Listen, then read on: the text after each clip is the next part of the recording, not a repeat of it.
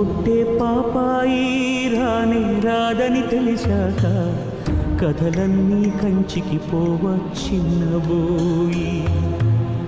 పడుకోవేమంటూ ఎప్పుడైనా నిన్ను కసిరానా, అయితే చూడంటూ అలిగావా నా పసికూనా, ఏనాడు లేవను అంటూ నింగికెగసినారా నేల తారలారా, వేగు చుక్కలై దారి చూపుతారా, ఏ తల్లి బిడ్డల